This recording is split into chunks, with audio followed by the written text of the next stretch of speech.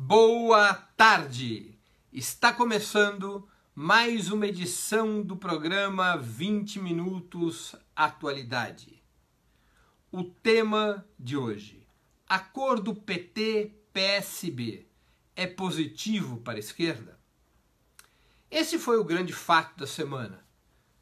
O PT conseguiu que o PSB se decidisse pela neutralidade no processo eleitoral, nas eleições presidenciais, com isso evitando uma coalizão que seria possível entre Ciro Gomes do PDT, o próprio PSB e eventualmente o PCdoB, colocando o PT numa situação de eventual isolamento.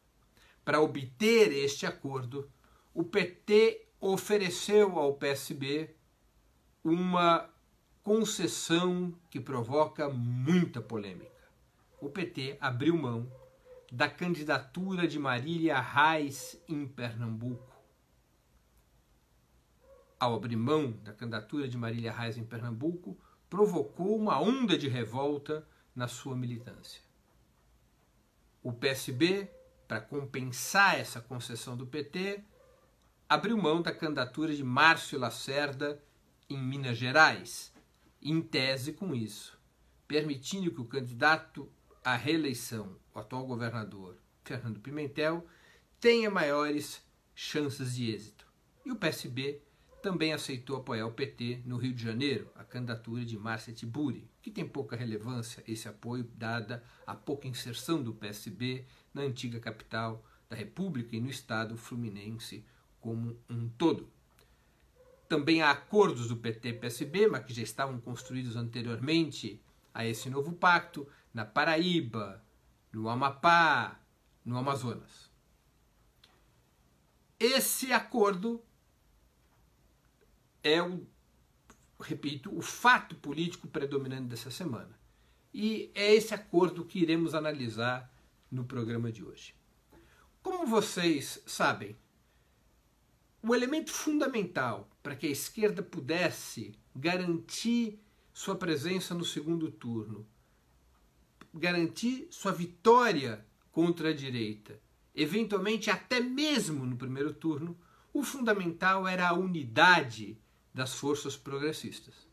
A unidade de PT, PDT, PSOL e do PSB, que virou um arquipélago de grupos regionais, parte do PSB dominado por forças conservadoras, como no estado de São Paulo, onde Márcio França é um aliado de Alckmin, parte do PSB ocupado por grupos progressistas que passaram ou romperam com o golpe ou nunca o apoiaram, como é o caso do governador Ricardo Coutinho na Paraíba.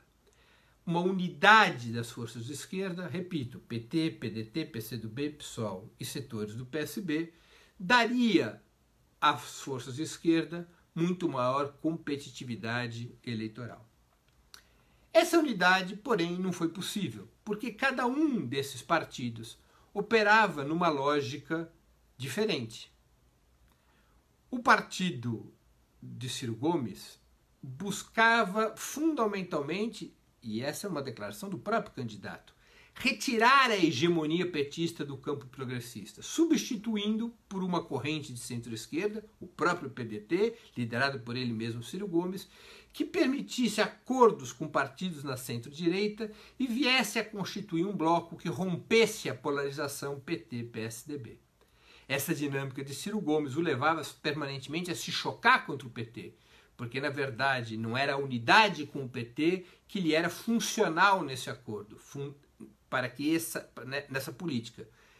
O que era funcional para essa sua política era que o PT se isolasse, que Lula se isolasse, que o PT perdesse força e que ele, Ciro Gomes, viesse a ser o herdeiro dos votos petistas, podendo então constituir essa coalizão de centro-esquerda, substituindo a aliança de esquerda que existiria no caso da unidade de todas as forças ao redor do presidente Lula.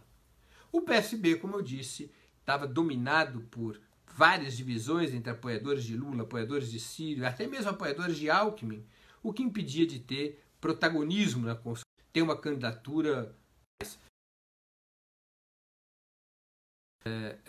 o ex-presidente Lula detém mais de 40% das intenções de votos na maioria das pesquisas e pela sua própria força gravitacional poderia produzir a unidade do campo progressista.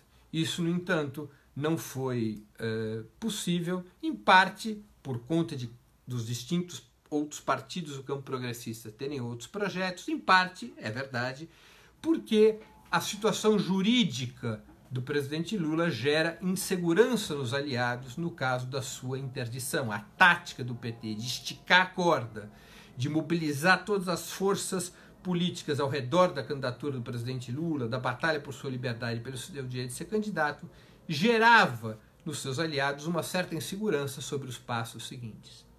No meio dessa confusão toda, o PCdoB também tinha candidatura própria, uma candidatura que tentava reconstruir a ponte entre o PT e o PDT.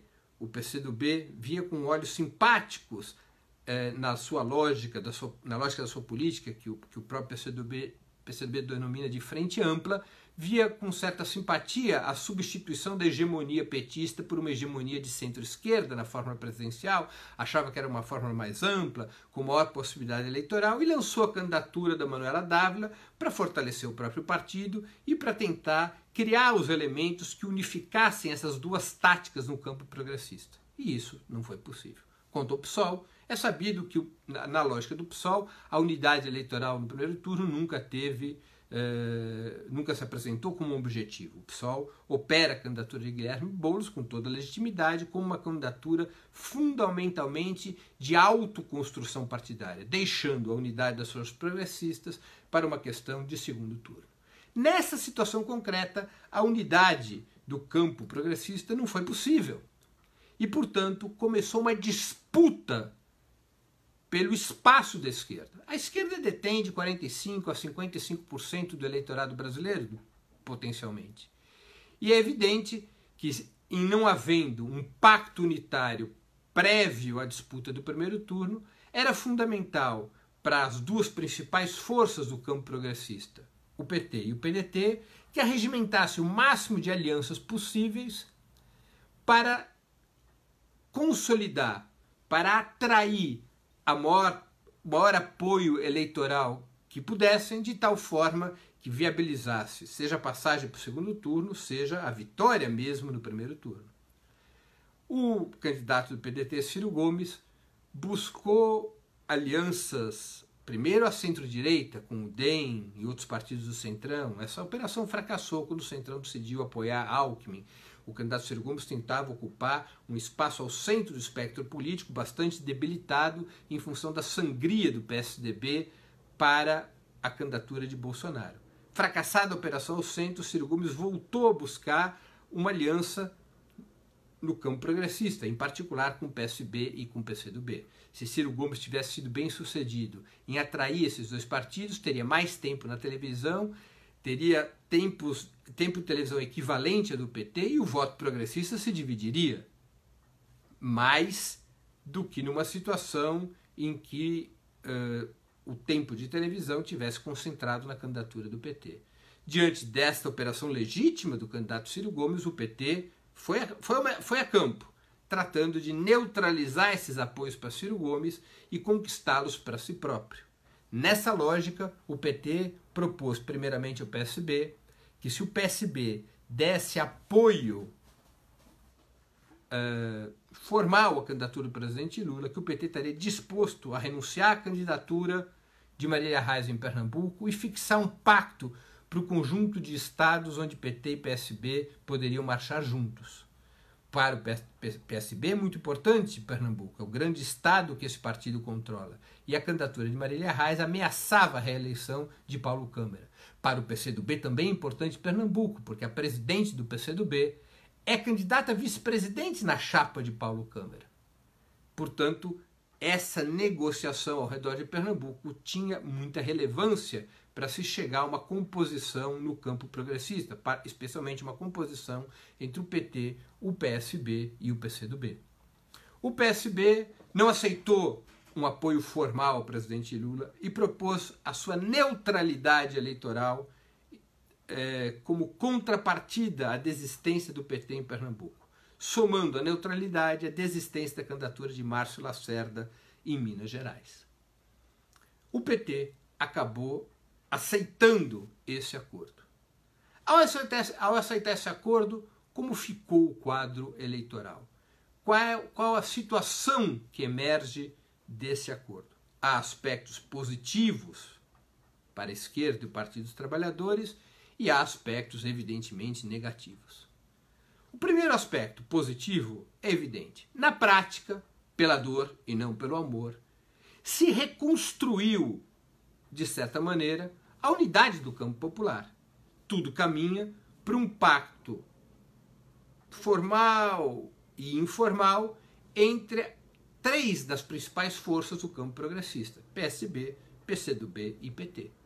O PT, com isso, rompeu seu possível isolamento, atraiu para a aliança os partidos que historicamente marcharam com o PT desde as eleições de 89. O PSB, em duas oportunidades, rompeu com o PT. O PSB teve candidatura própria em 2002, o ex-governador do Rio, Antony Garotinho, e o PSB também teve candidatura própria em 2014, primeiramente Eduardo Campos, que morre num acidente de avião e é substituído por Marina Silva.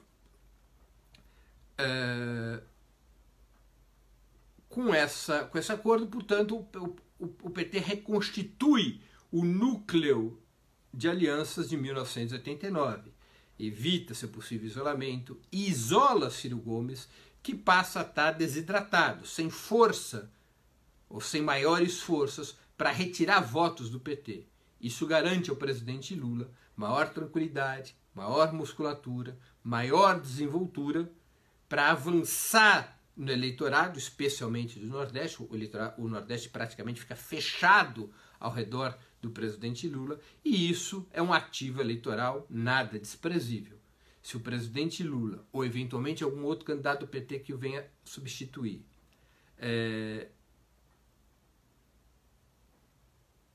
nessa situação, o presidente Lula ou o candidato do PT que o vier substituir partirá de uma região na qual deverá acumular algo como 70% do eleitorado. Não é pouca coisa para a disputa nacional e é um patamar razoável para se acreditar, no caso do presidente Lula, em vitória até mesmo no primeiro turno. E no caso de sua substituição por outro candidato do PT, é um patamar que garante a passagem para o segundo turno com razoável tranquilidade.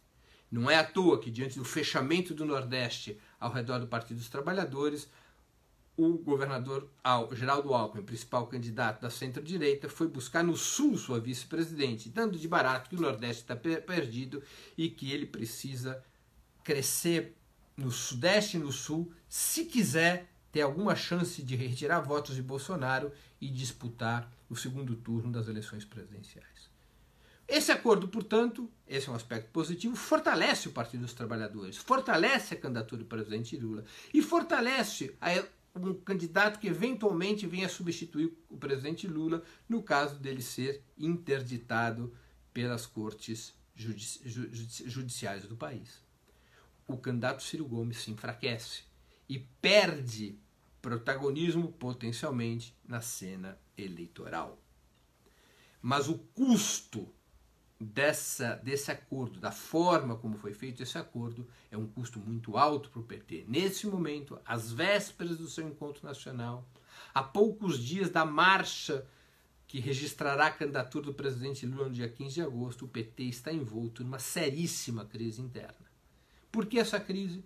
Porque grande parte da militância se rebelou contra os termos do acordo com o PSB, em especial com a decisão de abrir mão da candidatura de Marília Reis em Pernambuco.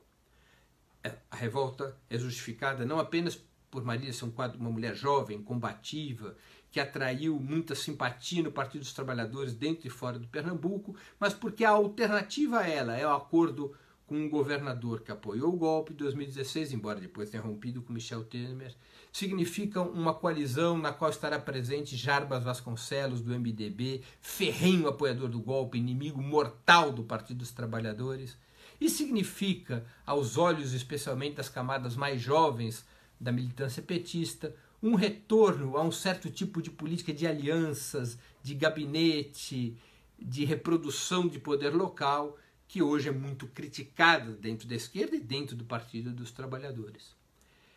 Essa rebelião se alastra também porque foi vitaminada por uma decisão anterior do PT do Ceará, muito polêmica, muito complicada e que também provocou muita revolta, que foi, na prática, uma aliança indireta com o senador Eunício de Oliveira. O Partido do Ceará não vai apoiar Eunício de Oliveira. O Partido do PT do Ceará decidiu por não apresentar à reeleição a candidatura de José Pimentel, deixando vaga aberta a segunda candidatura ao Senado na coalizão que apoia o governador Camilo Santana para a reeleição. Mas ao deixar essa vaga aberta, permitiu que Camilo Santana apoiasse Eunício de Oliveira. Na prática, houve uma aliança implícita entre o Partido dos Trabalhadores e um dos líderes do bloco golpista, presidente atual do Senado, aliado de primeira hora do governo usurpador de Michel Temer. Isso já havia provocado muita revolta entre os petistas, e nesse clima, a desistência da candidatura de Marília Reis multiplicou essa reação desfavorável à direção do PT. O PT vive nesse momento, portanto, um clima de muita ebulição interna, de muita discordância em relação aos termos desse acordo. Se tivesse havido um apoio formal do PSB ao PT, somando seu tempo de televisão ao tempo do presidente Lula, provavelmente seria outra situação. Mas os termos no qual o PT fez esse acordo, fica parecendo que pagou caro por algo que ia receber de graça. Muito dificilmente o PSB conseguiria apoiar qualquer candidato. O PSB caminhava já para a neutralidade por conta das suas próprias divisões internas. O PT não precisaria ter sacrificado posições por conta desse objetivo. O PT não precisava também ter criado um azedume maior nas suas relações com Ciro Gomes por conta dos termos desse acordo. Como resultado dessa revolta, no Encontro Estadual de Pernambuco ontem, Marília Reis foi consagrada candidata. O Encontro Estadual enfrentou a decisão da direção nacional do PT.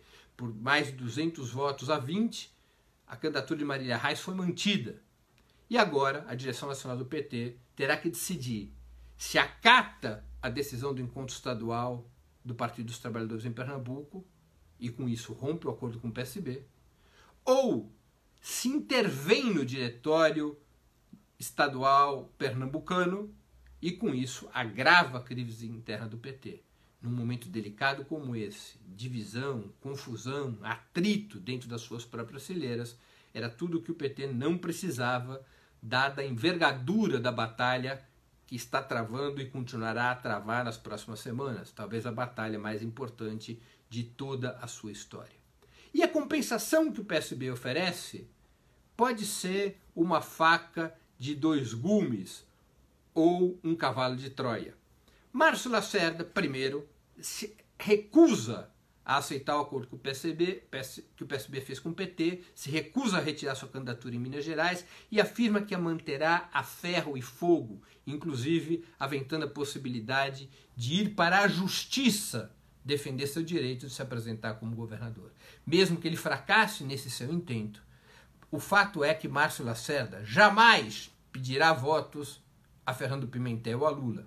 Márcio Lacerda se juntará aos tucanos mineiros, no caso de ser inviabilizado, inclusive na justiça, e provavelmente será um dos coordenadores da campanha de Ciro Gomes, abrindo espaço em Minas para uma candidatura que objetivamente é adversária do PT no campo progressista. Alguns analistas afirmam, inclusive, que a saída de Márcio Lacerda de Minas, ao contrário de beneficiar Fernando Pimentel, pode beneficiar Antônio Anastasia do PSDB. Márcio Lacerda funcionaria como uma espécie de anteparo entre o voto antipetista e os tucanos. Aqueles eleitores que estão descontentes com Pimentel, mas não querem votar no Anastasia ou o amigo do Aécio, esses eleitores estariam votando em Márcio Lacerda. Mas na hora que Márcio Lacerda sumir da fórmula, esses eleitores podem priorizar o seu antipetismo e rapidamente se alinhar a Anastasia, gerando até condições para que a Anastasia ganhe no primeiro turno. Também desse ponto de vista, os termos do acordo podem não ter sido lá grande coisa. O fato é que há um clima forte, pesado dentro do Partido dos Trabalhadores, e isso é o grande problema que a direção petista terá que resolver nas próximas horas, nos próximos 2 dias, em especial durante esse sábado, quando ocorre a Convenção Nacional do Partido dos Trabalhadores. Primeiro, tem que resolver o problema da vice-presidência. Pode gerar um fato positivo, fechando o acordo com o PSDB e oferecendo a vice-presidência para Manuela Dávila, mulher jovem, combativa, que pode dar uma complementaridade importante para a candidatura do presidente Lula. Manuela Dávila, indicada vice-presidente na fórmula, não seria substituta natural do presidente Lula em caso da necessidade de trocar o candidato a presidente. O PT poderia trocar o presidente Lula por um outro candidato para o PT e Manuela permaneceria como vice. O PT também tem que passar algum sinal que permita pacificar a militância.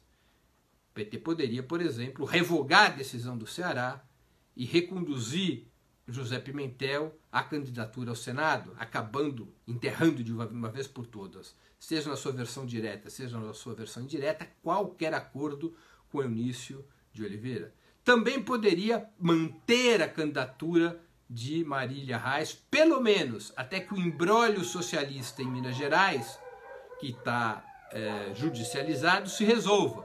Porque se Márcio Lacerda for mantido candidato em Minas Gerais, o acordo está desfeito. Não faz sentido revogar a candidatura de Marília Reis enquanto a situação em Minas não estiver 100% resolvida.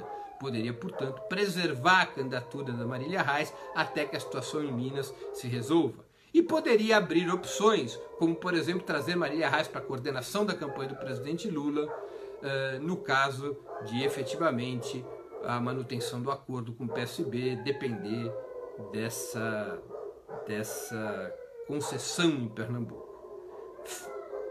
São medidas dentro de um cardápio enxuto de alternativas que tem o PT para tentar apaziguar a situação. Mas o fato é que a direção petista tem essa batata quente na mão. Precisa recuperar a unidade e a confiança da militância.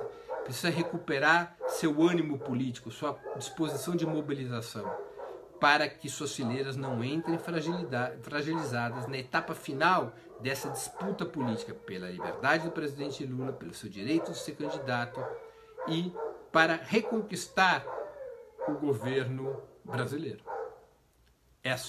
Essas condições nas quais foram estabelecidas, nas quais foi estabelecido o acordo com o PSB, geraram feridas graves no PT, feridas que machucam e que desorganizam o Partido dos Trabalhadores num momento decisivo.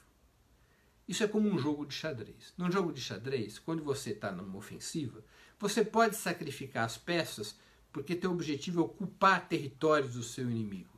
E, portanto, o sacrifício de peças é compensado pela sua capacidade de avanço. Quando você se encontra numa situação defensiva, você tem que ter um jogo muito compacto e qualquer sacrifício de peça pode significar seu desarranjo estratégico. Aparentemente, a direção do PT inverteu as bolas no caso do acordo com o PSB. Fez concessões de peças desnecessárias e essas concessões de peças, embora o acordo fortaleça o PT na matemática eleitoral, no tempo de televisão, na formação de uma aliança no campo progressista, essas concessões geraram uma desorganização interna das fileiras do PT e sua direção terá que rearrumá-las rapidamente, recompondo o espírito militante e combativo que vinha marcando a vida do partido nos últimos meses. Essa é a situação que se vive depois do acordo entre PT e PSB. O Diretório Nacional do PT e seu encontro nacional terão que resolver, em especial, o assunto Pernambuco. Haverá intervenção ou se aceitará o resultado do encontro estadual, rompendo o acordo com o PSB? A tendência é a intervenção. A direção do PT foi longe demais para recuar sem se desmoralizar no acordo com o PSB. Ainda assim, ainda que seja inevitável essa concessão, o fato é que a direção do PT terá que se dedicar a apaziguar a militância, a reunificar a militância, a colocar as tropas petistas nas ruas novamente de forma unificada, para garantir uma grande marcha no dia 15 de agosto pelo registro da candidatura do presidente Lula e para entrar com tudo na campanha eleitoral cuja etapa final se aproxima. Por aqui encerro minha exposição de hoje do 20 Minutos Atualidade. Antes de finalizarmos o programa, queria lembrá-los de fazer uma assinatura do canal de Opera Mundi no YouTube, plataforma na qual vocês poderão assistir nossos programas antigos e também as transmissões ao vivo da TV Opera Mundi. Segundo recado, queria pedir a vocês que façam uma assinatura solidária de Opera Mundi, www.operamundi.com.br/apoio.